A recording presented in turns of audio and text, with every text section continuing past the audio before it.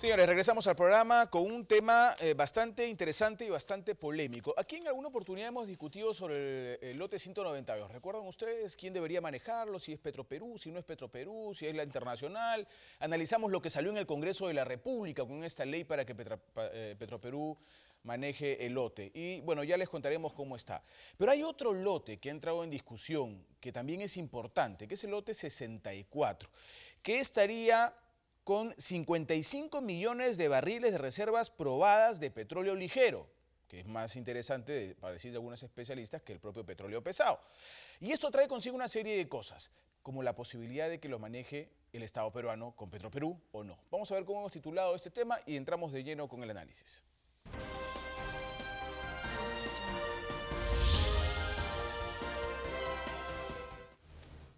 Muy bien, vamos a ver qué piensa nuestro panel sobre este tema del lote 64. Hay una modificación de contrato. Yo no voy a tratar de que no sea tan engorroso el tema, porque en realidad se trata de un tema documentario también. Vamos a ir de lleno al tema, si nos conviene o no nos conviene que el Estado con Petroperú maneje el lote 64. El exministro Pedro Gamio, siempre es un gusto tenerlo en el programa, bienvenido. ¿Debemos o no manejar el lote 64? Bueno, hay que explicarle al público televidente que no es un lote que va a manejar Petroperú. Petroperú ha recibido, por estas cosas que raramente ocurren en la historia petrolera mundial, que existe una empresa que desarrolla un importante programa exploratorio, encuentra petróleo,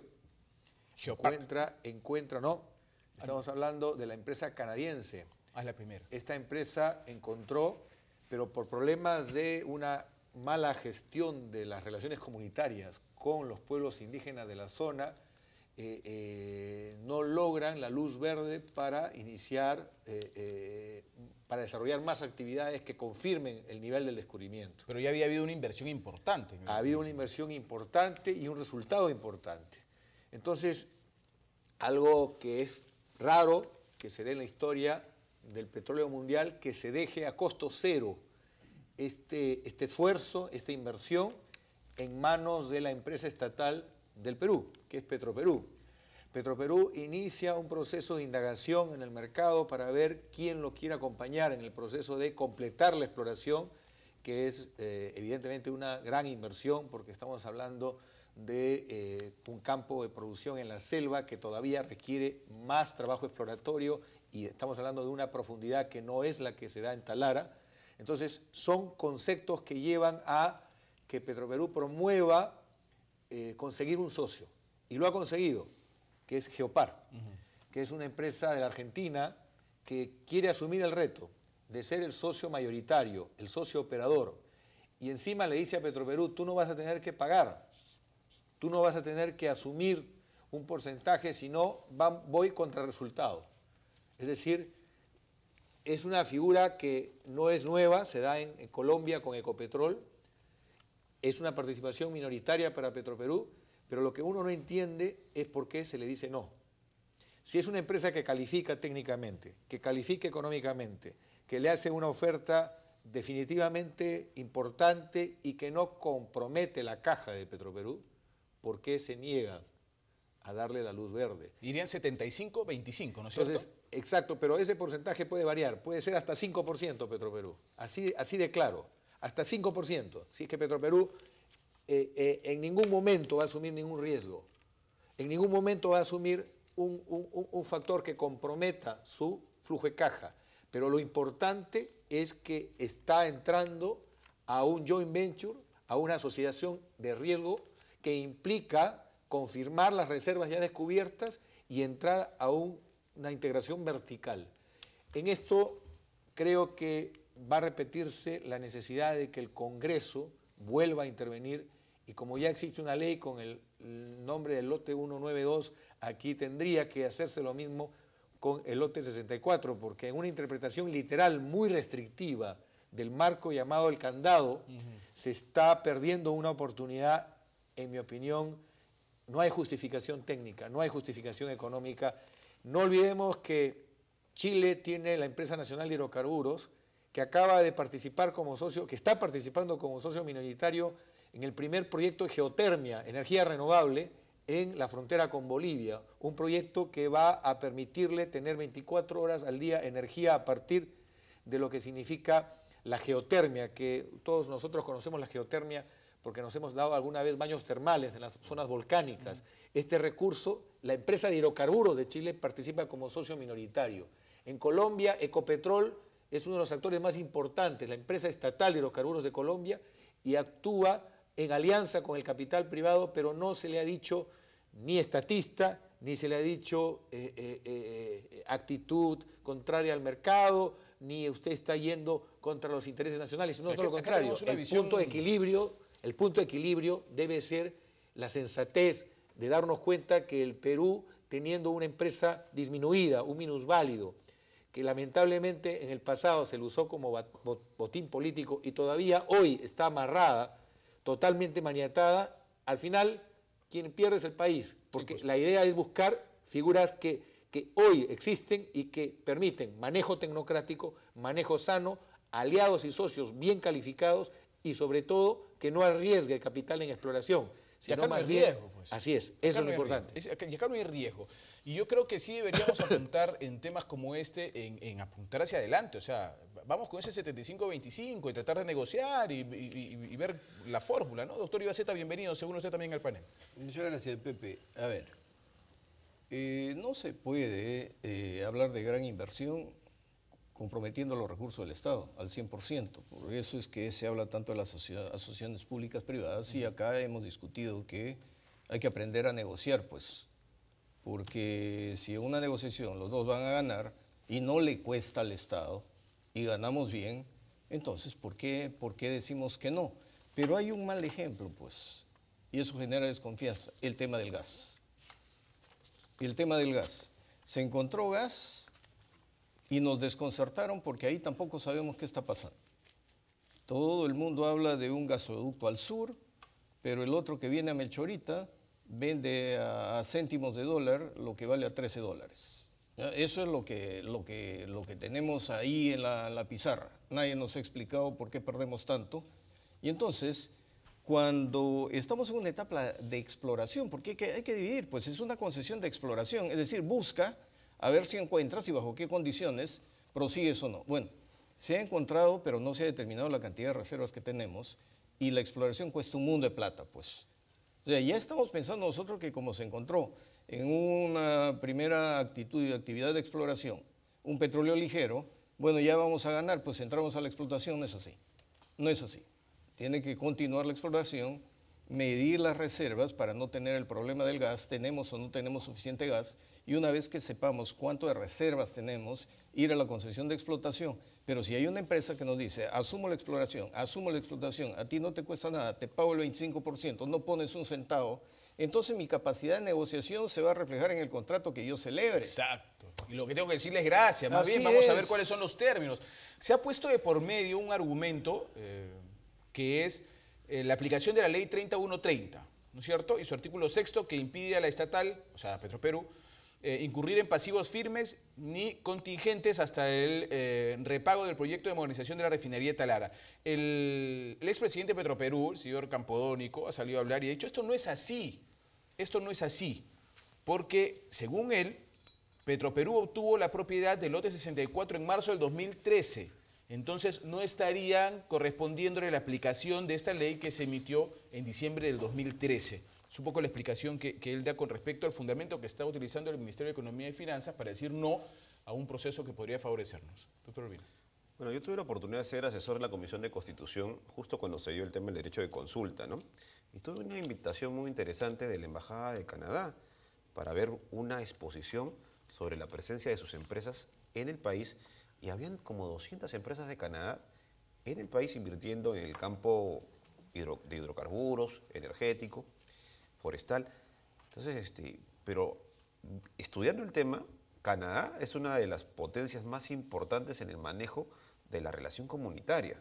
Por eso un poco me quedo asombrado, y eso es lo que yo quería preguntarle un poco a Pedro, sobre esta circunstancia. ¿Cuál fue el quid del asunto? Tan delicado, siendo las empresas canadienses, como reitero, las más pulcras en el trabajo con los sectores indígenas, con las comunidades campesinas, o sea, teniendo esa experiencia en su propio territorio, ¿Cuál ha sido la detonante? Porque de repente estamos yendo nos asociamos públicamente, hacemos la asociación pública-privada y efectivamente vamos, pero vamos a un despeñadero, ¿no? Un despeñadero social.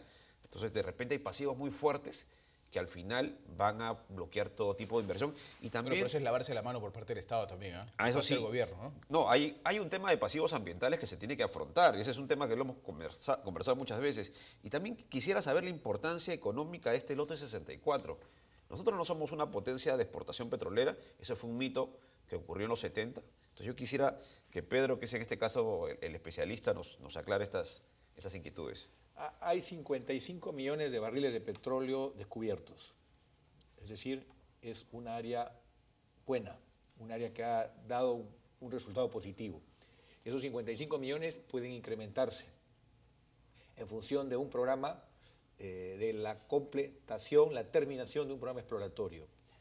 Es cierto que en Canadá hay exitosos modelos de acuerdo, incluso de campos donde los nativos son socios de los proyectos de explotación de petróleo, de hidrocarburos. Canadá es un país que tiene una tradición y un empoderamiento tecnológico, pero no todos los actores siguen las mejores prácticas. Hubo errores puntuales de personas que tuvieron la responsabilidad en el manejo de las relaciones comunitarias de esta empresa que tuvo los derechos sobre el lote 64, y lamentablemente los errores, cuando son reiterados, llevan a la ruptura de la relación con los pueblos indígenas de la zona de influencia del proyecto. Entonces hoy Petroperú tiene que hacer un esfuerzo extraordinario para mostrarle a esos pueblos indígenas que los tiempos han cambiado, que ahora existen maneras de explotar los recursos naturales no renovables, que ya el agua de formación no va a la superficie, sino regresa al subsuelo, que tiene la parte más tóxica de la industria, ya hoy está terminantemente prohibida, y que encima la bonanza y la explotación del recurso puede significar acceso a oportunidades, porque necesitan tener esas oportunidades, porque estamos hablando de la zona donde están los índices de nutrición mayores en el Perú, es Loreto, claro. Es donde los pueblos indígenas, por el centralismo que se ha reproducido en la capital de la región Loreto, el sentido de llevar el canon solamente al área urbana, ha hecho que inexplicablemente se repita este centralismo de la vieja Lima en la región selva. Entonces los pueblos indígenas, a pesar de años de explotación del petróleo, no logran tener cubiertos servicios esenciales. Agua potable, problema de educación, problema de salud. Entonces creo que es una oportunidad lo del lote 64, pero no todos los proyectos canadienses han pasado por el examen de las mejores prácticas. En el Perú hubo error y ese error se pagó caro. Yo quiero hacer una pregunta aprovechando lo que dijo también el doctor Ibaceta y yendo con la pregunta de Fernando Urbina también. Este es el momento, creo, y usted me dirá si es así brevemente, que con un buen contrato se puedan modificar este tipo de cosas y se pueda aportar para el pasivo ambiental que existe en el lugar. O sea, que no es que no hay un pasivo ambiental bastante fuerte. Inclusive la primera empresa a la que usted se refería, que ya intentó explotar la zona, no solucionó. Pero creo que este es el momento de firmar un contrato que permita claramente resolver algunos de los pasivos ambientales que hay en la zona, ¿no es cierto? O sea, apostar por un contrato limpio, ¿no? El Ministerio del Ambiente ha llegado a una decisión que me parece importante. El fondo de las multas que tenía OEFA por mandato legal se dispuso que sea transferido al Tesoro Público, pero en condiciones que debían establecerse. Esas condiciones se han establecido con una norma que hoy estipula que este fondo de las multas sea destinado a la remediación de pasivos, empezando con el lote 192. Para mí esta es una muy buena noticia. Lo que tenemos que hacer es acelerar el cronograma de ejecución de este fondo de remediación para acabar con las heridas abiertas que dañan el mundo amazónico y que dan una impresión muy negativa a la industria de hidrocarburos. Pero al mismo tiempo buscar una forma transparente, creativa, innovadora, constructiva de hacer que los pueblos indígenas sean parte en los beneficios y en el desarrollo de estos prospectos que hoy muestran un resultado. Lo que no entiendo yo es que se le diga a Petroperú no sin razón, sin un fundamento. Y si el argumento se centra en el hecho de que económica y técnicamente es viable, pero esta ley candado tiene en el artículo 6º un impedimento, el Congreso tiene que pronunciarse. Pero lo que no podemos hacer es ir contra el país. Es cierto. Vamos con la opinión del doctor Ibacete, luego hay un informe de Juan José del Castillo sobre este tema también. Las reglas de juego se cambian, ¿no? Se cambian, pero siempre se cambian para mejor, pues. Claro, porque benefician al país. Para beneficiarnos, no para perjudicarnos. Pero ha tocado un tema esencial. En la selva, los pueblos selváticos son casi nómadas. No hay un pueblo que crezca demasiado. Primero porque estamos en selva baja, el suelo no resiste mucho y los ríos cambian fácilmente de curso. Por eso es que nosotros vamos a cualquier pueblo. Yo he viajado de Iquitos a Pucallpa, el Pachité, por todos lados, y los pueblitos que los he conocido hace 30, 40 años siguen siendo exactamente igual. Siguen siendo unos pueblitos. Siguen siendo los pueblitos, pero como no hay buena educación, tienen sus escuelitas, las mismas escuelitas de hace 40 años, los maestros con el estilo de hace 40 años, abandonados, no hay agua potable. No hablemos de desagüe, porque es imposible ponerle desagüe ahí, pero al menos poner pues sus baños, sus cosas y darles energía tal vez. Energía, porque llega la luz y no hay luz a veces, tienes 2 horas de luz. Pero entonces, ¿de qué va a vivir? ¿Cómo se va a beneficiar? Primero, un medio ambiente saludable, pero sí hay un modo ahora de que digo, como hay tanto centralismo, los del pueblo que quieren ir a estudiar tienen que ir a la capital, como antes veníamos de provincia a la capital a estudiar porque no había universidades, no había colegios, no había nada. Económicamente, al menos en Ucayali he visto, y he visto cerca de Iquitos también, el tema de la acuicultura, porque otro tema de producción no hay, ¿ya? Pero ahora con una población gigantesca en la selva, los ríos no te dan los peces suficientes. Entonces hay criadero de peces por todos lados y una demanda gigantesca. El problema es cómo los incorporamos al circuito económico, a las poblaciones nativas, a las poblaciones del lugar, pero en un ambiente saludable. Entonces, no solamente ganen el medio ambiente, sino ganen dinero, pues. Claro, y eso va a ser provechoso. Yo creo que ahí requieren, como se ha propuesto, un canon comunal, ¿no? La necesidad de que tengan un financiamiento directo a las comunidades y, como usted bien dice, que tengan un empoderamiento en el campo tecnológico y productivo, ¿no? Vamos a ir con un informe de Juan José del Castillo sobre este tema para ver qué es lo que nos trae en este documento. Adelante. En medio del escándalo. No le creo absolutamente nada, ¿no? Y bueno, está ocultando algo. Tergiversan mucho.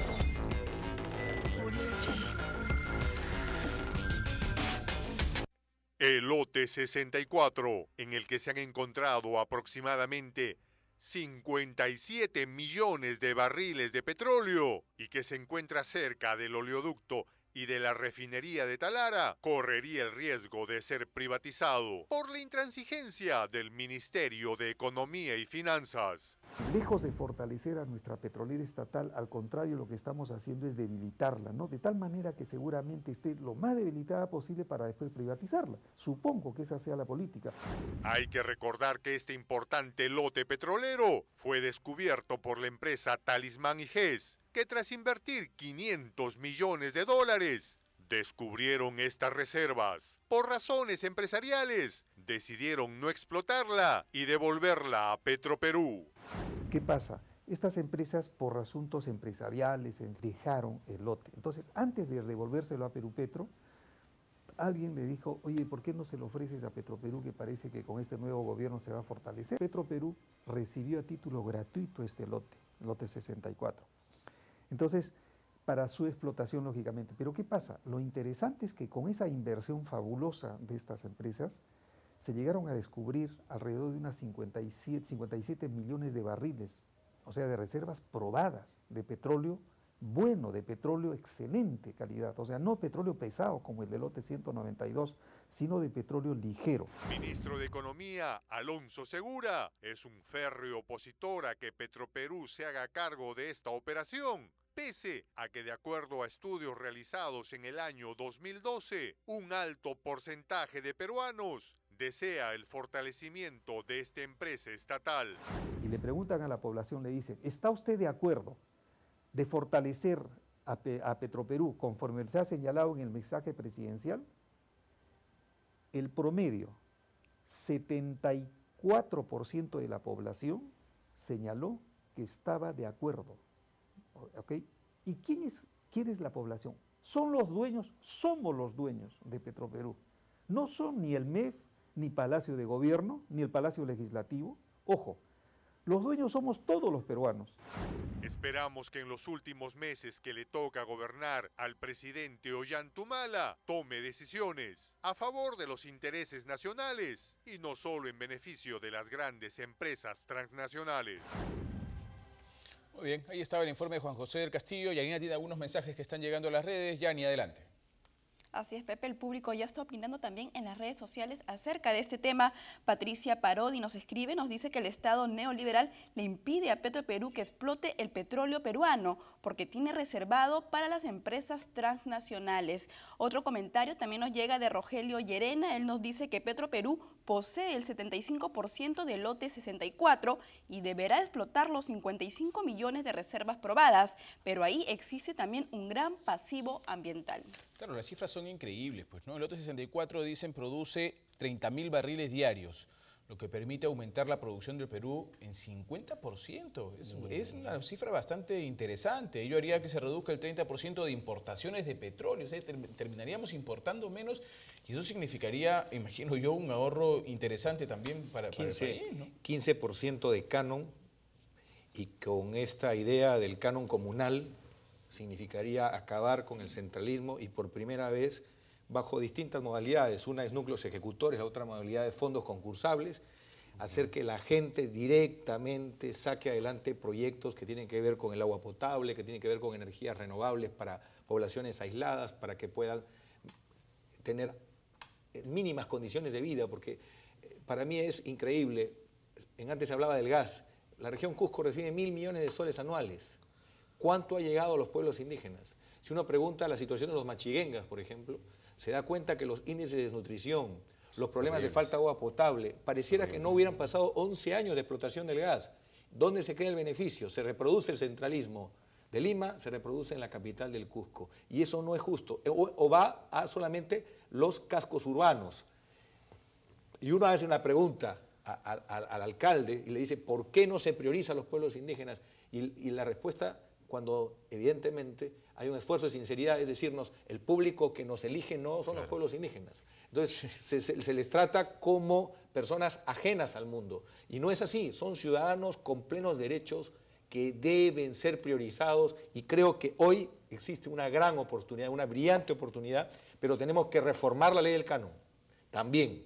¿Por qué? Porque necesitamos hacer que distintas instituciones, la universidad, la empresa privada, ONGs planteen iniciativas y una junta de personas sabias evalúe la mejor propuesta y financie en la medida que haya avance real cada una de las obras directamente a ser ejecutadas en el mundo indígena y no repetir el esquema burocrático de ir por los gobiernos regionales o por los gobiernos locales.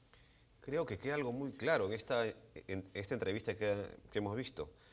Queda en claro que el MEF, siendo un ministerio, un superministerio de carácter técnico, ha perdido ese carácter porque acá hay una propuesta viable comercialmente, técnicamente posible, y sin embargo hay un elemento ideológico. El elemento ideológico es que el Estado no debe ser empresario, el Estado es un mal empresario, por tanto debe ser el sector privado. Es decir, el ministro de Economía está cargado de un fuerte contenido ideológico cuando de por medio está demostrado la viabilidad de la asociación público-privado que está propuesta para este caso. Sí, pues Yani tiene unos mensajes antes de la propuesta del doctor Ibaceta. Adelante, Yani. Exactamente, nos llegan más comentarios del público. Juliana Espinosa ya nos dice que el ministro de Economía ya se opuso a que Petroperú explote el lote 192 y ahora rechaza que lo haga en el lote 64. Eso es liberalismo puro, nos dice Juliana. Víctor Sánchez también tiene otro comentario. Él nos dice que el país necesita que la empresa estatal peruana retorne la explotación de nuestros recursos naturales, pero el gobierno prefiere extranjeros. Muchas gracias, Yani. Además, el especialista Jorge Manco Saconetti ha dicho que, al parecer, el ministro Segura no tiene idea que el lote 64 y el lote 192 juegan en pared, o sea que es una brillante oportunidad para que entre ambos se pueda obtener un buen beneficio para el país en tema petrolero. Bueno, mira cómo se abre el panorama, ¿no? Nos predican la inclusión social. Y toda la plata se va a centralizar en alguna capital de departamento o de región. Qué rico, pues. Ahora todos quieren ser alcaldes y todos quieren ser presidentes de región donde hay cana. Y la corrupción nos está carcomiendo. Sin embargo, yo no entiendo la posición del ministro.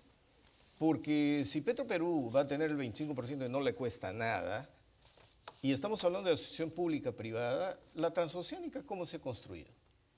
Con asociación público-privada. O sea, el Estado ha puesto su plata y el privado también ha puesto su plata. Entonces, ¿por qué no podemos hacer lo mismo? ¿Dónde está la cortapisa? Si todos vamos a ganar, si ya se ha ensayado el tema de la asociación pública-privada, ¿por qué a Petroperú? Ahora el antecedente... Parece que haber otros intereses de por medio. Pero ¿no? Nos hemos ido a los extremos, pues. Porque primero dice, los inversionistas privados. Muy bien. Estos inversionistas privados no han dado buen ejemplo, por eso tenemos Odebrecht y todo lo de Brasil. Pero tampoco ha dado buen resultado la estatización al 100%, porque nos hemos llenado de corrupción y el presupuesto se fue al demonio. Pero si lo juntamos y establecemos mecanismos de controles y contratos adecuados, ¿por qué no? Sí, pues, ¿por qué no? Señores, tenemos que irnos un corte. Nos ganó el tiempo en este bloque. Vamos a regresar con la tercera parte del programa con otro tema súper interesante para el debate y para que ustedes puedan participar. Ya venimos.